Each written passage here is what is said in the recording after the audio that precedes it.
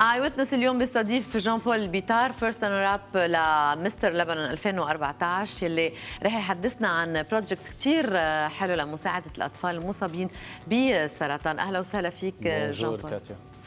اول شيء خبرنا عن مستر لبنان تنرجع يعني نوصل لهالبروجكت يلي عم تعملوا يلي كثير مهم يلي مبين انه كثير بعز على قلبك، ولكن مستر لبنان كيف كانت المشاركه فيه؟ كانت كثير حلوه، يعني اكسبيرينس من العمر. بتعلمك كثير قصص. العالم بتفتكر انه هيدي اكسبيرينس انه انت المفروض تكوني هيك شوي بريزنتبل، تطلعي توقفي على المسرح وتضحكي وخلصت، واكشلي هي ذا اوبوزيت. يعني انا ما كنت اسمع كثير رهبه المسرح ورهبه المسرح، ولا مره فهمت شو يعني رهبه المسرح الا لما وقفت على المسرح. سو اكسبيرينس كثير حلوه، بتعطيك كثير ادد فاليوز على البيرسونال ليفل تبعك، وبتعطيك ميديا اكسبوجر حلوه كمان. وهالميديا اكسبوجر يلي انت عم تتعرض لها بدك اياها انه تكون فيها صوره مفيده للمجتمع، صوره يكون فيها كوميونتي سيرفيس، وهالشغله كثير مهمه انه عم يكون عندنا بلبنان هالثقافه الجديده. كل عمرهم الشباب بلبنان بيخدموا المجتمع بطريقه ولا باخرى، ولكن اليوم صار مثل ماست، مثل ضروري انه يكون الشاب والصبيه بلبنان في عندهم خدمه للمجتمع، مش انه اذا ثاقبت. وبمستر لبنان بالتحديد مطلوب منكم انه يكون عندكم نوع من البروجكت، وانت اخترت بروجكت معين. صحيح، المفروض كل اللي طلعوا بالتوب 5 كل شخص كل فرد من التوب 5 يتولى مشروع انساني اجتماعي ويشتغل عليه خلال السنه اللي بيكون فيها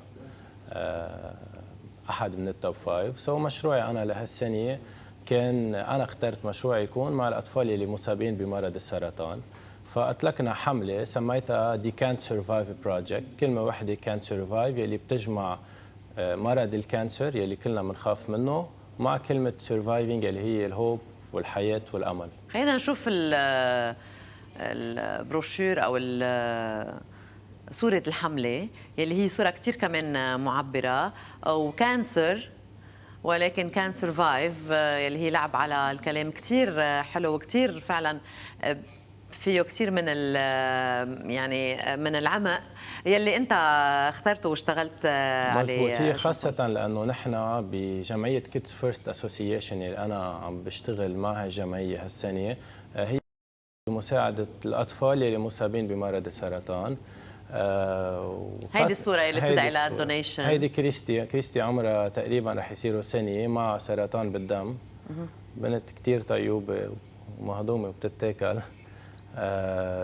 هيدي الجمعية كيدز فيرست اسوسيشن هي مثل ما قلنا بتساعد الأطفال المصابين بمرض السرطان، وفي الستاديز وكل شيء ريسيرشز انعملوا فرجوا انه نسبة الشفاء عند العالم يلي عمرهم تحت 18 سنة هي 75%. كثير مهم انه العلاج الطبي والميديكال فولو اب يكون متوفر، لانه نسبه الشفاء كثير عاليه ولازم نستفيد من هذا العامل. وبلبنان العلاج الطبي متوفر وبوفره وباحسن يعني التكنولوجيز، باحسن الاختصاصات واحسن الاكيب الموجود، ولكن بيبقى الماده هي اللي عم تكون ناقصه. نحن كثير بنشجع انه العالم تصلي وتدعي لهول الاطفال، ولكن بالاخير بدك تصطدمي قدام امر واقع. الصلاه كثير منيحه وكثير بتفيد، ولكن في علاج طبي بكلف مصاري هول الاطفال لازم ياخذوا. اذا الاطفال ما اخذوا هول العلاج وما قطعوا بهذا السيكل التريتمنت تبعهم، النتيجه ما حتكون كثير حلوه. ذاتس واي يعني مع الصلاه ومع كل المورال سبورت اللي لازم نقدمه كثير مهم كمان الدونيشنز. الدونيشن فيها تكون رح نشوف كيف انت عم تاخذ الدونيشنز، ولكن فيها تكون بمختلف الطرق. واحده من الطرق هي البنك اكاونت اللي رح يمرق على الشاشه اللي شفناه قبل شوي على الحلبيه الصوره، ورح يمرق بعد شوي على شاشه البنك اكاونت اللي فيكم تساعدوا من خلاله. كريستي، ليش اخترت يعني طفل معين؟ اخترت طفل معين لسبب كثير بسيط. اذا انا بدي اطلع احكي عن حال لمشروع واحكي عن جمعيه او احكي عن نشاط معين من دون ما يكون عندك هيدي الفيجوال، اذا بدك ابييرنس لشخص تو كابت هيدي الاودينس انه يشجعوا، ما راح يمشي الحال. يعني فينا نقعد نحكي ساعتين انه تبرعوا للاطفال وتبرعوا للاولاد، غير ما تفرجي صوره طفل وتصور الصوره كثير معبره. يعني اذا بتعملوا ما بعرف كلوز اب عليها بتشوفوا قد ايه، بتشوفوا بعيونها لكريستي اللي هي سنه قد ايه في هالمعاناه وفي هالعذاب. سو ذاتس واي اخترنا انه يكون في بيبي مصاب بمرض السرطان هو يكون الايماج لهالكامباني. وحاليا اول دونيشنز رح يكونوا موجودين، رح يقدروا يعني يكونوا بغطوا كلفه علاج رح تكون لكريستي. هي اكشلي رح يروحوا للبنك اكاونت تبع هيدي الجمعيه، ولكن اكيد كريستي حتستفيد منه. نعم. مثل حياه لطفل ثاني. رقم حساب البنك للدونيشنز هو موجود على الصوره، بتصور معنا كمان اذا موجود على الصوره، موجود على الصوره، اذا فينا نرجع نمرقه على شاشه للمشاهدين يقدروا يشوفوه منيح. ولكن انت ما متكل كمان بس على البنك اكاونت، ديفينتلي عم تكون على الارض. خبرنا. اكيد يعني اكثر اهم انه نكون على الارض ونفرجي العالم انه مني قبل ما انا اطلب من شخص ثاني يجي يتبرع. لازم انت تعملي هذا الاكت، لازم انت تفرجي العالم انه انت مش بس عم تطلعي على التي في وتحكي وتبرعوا. انا صراحه نزلت على شارع بانطلياس، شارع الكفيات، وبرمت على كل الكفيات، وانا بتشكر كل الكفيات. وصراحه انصدمت لانه كنت رايح وشوي هيك يعني خايف، مش عارف كيف العالم حتتقبل انه شاب معه صندوق مصاري اذا بدك عم بيطلب منهم المصاري. ما تتخيلي كاتيا قد العالم تجاوبت. والشيء الحلو اللي كثير هيك بوزيتيف وبيعطيك امل انه اكثر عالم تجاوبوا معي هن العالم يلي من عمري، العالم يلي بعدهم بعمر الجوناس، عندهم كثير وعي عن هذا الموضوع. ومش بس في عالم تبرعوا بالمصاري، في عالم يعني مستعدين كمان ينزلوا معي على الطريق ويشاركوا بالحمله اللي عم نعملها. يمكن يعني الناس بدها تتاثر اكيد بالحمله وبالقضيه يعني، صحيح. ولكن رح تتاثر فيك كمان. انه شاب عم يترك شغله، عم يترك اهتماماته وينزل على الطريق ليلم مصاري لقضيه معينه فيها مزبوط. نوع يعني من تضحيه معينه. هي انا هيك بامن بمثل بيقول do good and good will come back to you. كل انسان لازم قد ما فيه يعمل خدمه للمجتمع شو ما كانت هيدي الخدمه، واكيد هالمجتمع حيرد له اياها. حلو. كنا عم نشوف اكيد رح نرجع نشوف كمان رقم البنك على شاشه، رقم حساب البنك اللي من خلاله فيكم تساعدوا كريستي.